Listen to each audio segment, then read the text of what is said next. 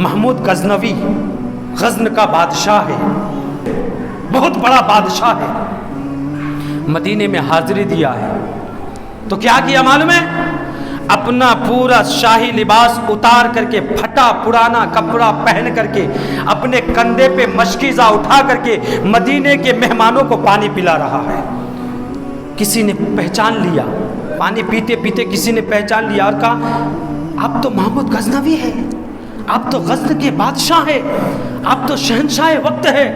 تو محمود غزنوی کیا ہی پیارے انداز میں جواب دیتے ہیں، ہاں میں بادشاہ تو ہوں، میں بادشاہ تو ہوں، لیکن یہاں کا نہیں بلکہ غزن کا ہوں۔ یہ ایسا دربار ہے، یہ ایسا دربار ہے، گنبد خضرا کی طرف اشارہ کر کے فرماتے ہیں ایسا دربار ہے کہ یہاں بادشاہ بھی فقیر ہو جایا کرتے ہیں، یہاں بادشاہ بھی فقیر ہو جایا کرتے ہیں۔ بڑا ہی پیارا جواب دیا۔ ابھی سوال و جواب ہو رہے تھے تو مصر کا جو شہنشاہ تھا وہ آنے لگا، اور مصر کا جو شہنشاہ تھا وہ کیسا آیا معلوم ہے؟ بڑی سواری کے ساتھ، بڑا تاج پہن کر کے، شاہانہ لباس کے ساتھ مدینے میں انٹر ہو رہا ہے۔ یہ آدمی جس نے محمود غزنوی سے سوال کیا تھا، وہ آدمی دوڑ کر کے اس بادشاہ کے پاس جاتا ہے اور جانے کے بعد عرض کرتا ہے بادشاہ وقت یہ کیا بات ہے؟ بادشاہ کی دربار میں آپ بادشاہی لباس پہن کے آ رہے ہیں؟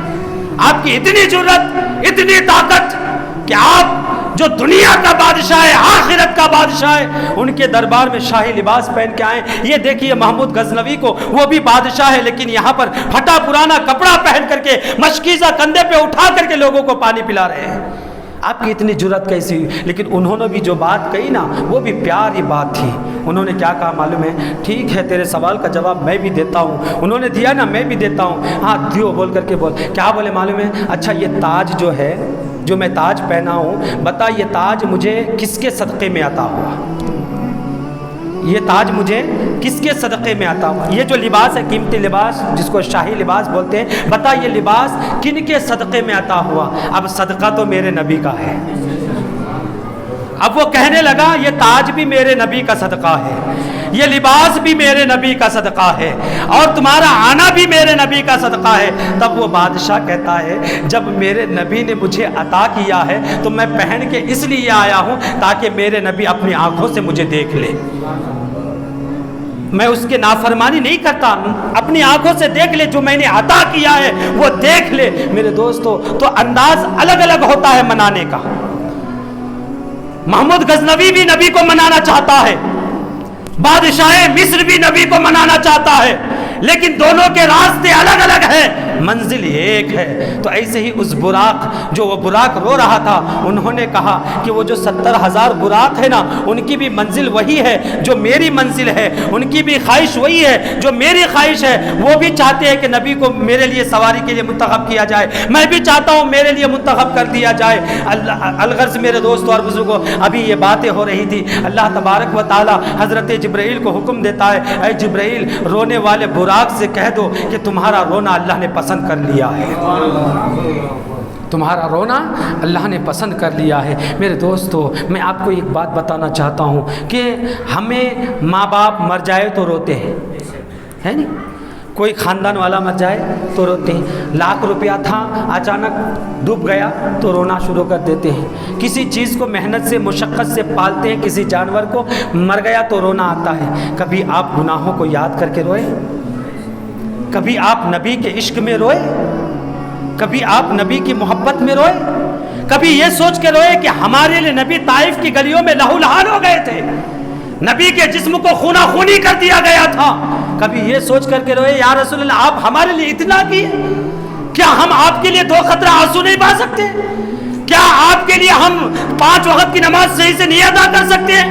کیا ہم شریعت کی پابندی نہیں کر سکتے؟ یا رسول اللہ جس نے اپنا دندان مبارکہ جنگ وحد میں ہمارے لیے شہید کر دیا، یا رسول اللہ ہمارے لیے شہید کر دیا، کیا آپ کے نام پہ ہم داڑھی نہیں رکھ سکتے ہیں؟ کیا ہم اپنے چہروں کو نہیں سجا سکتے ہیں؟ کیا ہمارے اندر اتنی ہی مسلمانیت ہے؟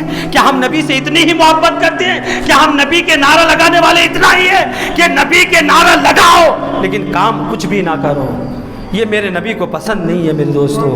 جہاں نعرہ لگانا ہے نعرے سے پہلے نبی کا غلام بننا ضروری ہے، نبی کا عاشق بننا ضروری ہے، ورنہ آپ نعرہ لگاتے رہو گے۔ کسی نے کیا ہی خوب کہا تھا کہ تم مسجد نبوی میں بیٹھ کر کے اپنی پوری زندگی گھٹا دو، اپنی پوری زندگی بول رہا ہوں، ایک دن نہیں، مسجد نبوی میں بیٹھ کر کے، ریاض الجنہ میں بیٹھ کر کے پوری زندگی گھٹا دو، اگر نبی کی محبت نہیں تو اللہ کل قیامت کے دن آپ کو جنت نہیں بلکہ جہنم میں ڈال دے گا۔